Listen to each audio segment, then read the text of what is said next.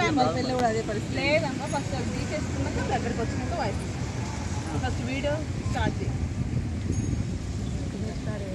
నమస్తే అండి, నేను సౌమ్యశ్రీ ఎన్హెచ్ఆర్సి స్టేట్ వైస్ ప్రెసిడెంట్ని మాట్లాడుతున్నాను. మేము ప్రస్తుతం మన సభ్యులతో కలిసి మంచిర్యాల సఖీ సెంటర్ ముందు ఉండడం జరిగింది.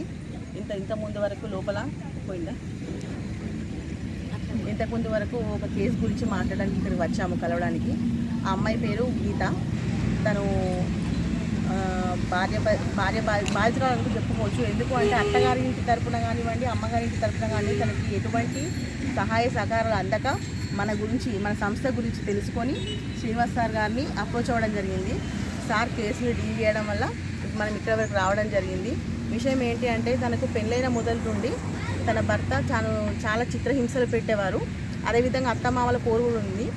సో అక్కడి నుంచి వచ్చి అమ్మగారి ఇంట్లో ఉంటే వాళ్ళు కూడా చాలా బాధ పెట్టి హింస పెట్టడం వల్ల తను అయినా ఓర్చుకొని చాలా రోజులు ఉంది. విషయం ఏంటంటే భర్త నుండి విడిపోయిన తర్వాత వాళ్ళ తమ్ముడు వాళ్ళ పాపని తనకు తెలియకుండా భర్త దగ్గర చేర్చడం జరిగింది. అంటే లైక్ కిడ్నాప్ కేసు అని కూడా అనుకోవచ్చు. ఆ కేసు పెట్టడానికి పిఎస్కి వెళ్తే కూడా వాళ్ళు పట్టించుకోకుండా పెద్ద విషయం కాదు, నువ్వు కూడా వెళ్ళిపోని బెదిరించారంట. ఏది ఏమైనా తను చాలా బాధలు అనుభవించి న్యాయం కోసం రోడ్డు ఎక్కిన తర్వాత మన దగ్గరికి వచ్చిన తర్వాత ఈ సఖీ సెంటర్లోకి చేరడం జరిగింది. సార్ ఆదేశాల మేరకు తను ఒక్కొక్క స్టెప్ ఫాలో అవుతూ ఇప్పుడు గత 3 రోజులుగా సఖీ సెంటర్లో తన వసతి పొందడం జరుగుతుంది. రేపటితోని తనకి పీరియడ్ అయిపోతుంది. ఏంటంటే సఖీ సెంటర్లో కేవలం 5 రోజులు మాత్రమే వసతి కల్పిస్తారంట.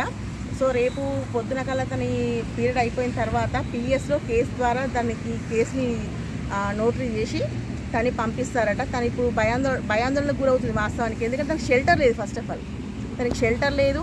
తనకు న్యాయం జరిగే వైపు మన కుటుంబ సభ్యులు ఇక్కడ ఉన్న ప్రతి ఒక్కరూ కేవలం తన కోసం మాత్రమే వివిధ ప్రాంతాల నుండి వచ్చారండి. పెద్దపల్లి, జగిత్యాల, కరీంనగర్ నుండి వచ్చినాము. సో ఇదే విధంగా మన కుటుంబ సభ్యులు తనకు న్యాయం జరిగే వైపు ఆలోచించి స్టెప్ వేసే విధంగా ప్రతి ఒక్కరు కొంచెం బాధ్యతగా తీసుకోండి. మేము కూడా ఖచ్చితంగా వెనుకుంటాము.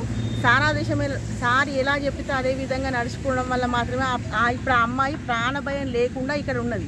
నెక్స్ట్ రేపటి రోజు కూడా తనకు న్యాయం జరగాలి అని అంటే మన వంతు సహాయ సహకారాలు ఖచ్చితంగా అవసరమని తన నోటి ద్వారా అడిగి రిక్వెస్ట్ చేయడం జరుగుతుంది. సో ఆ కేసును మనం తీసుకోవడం జరిగింది.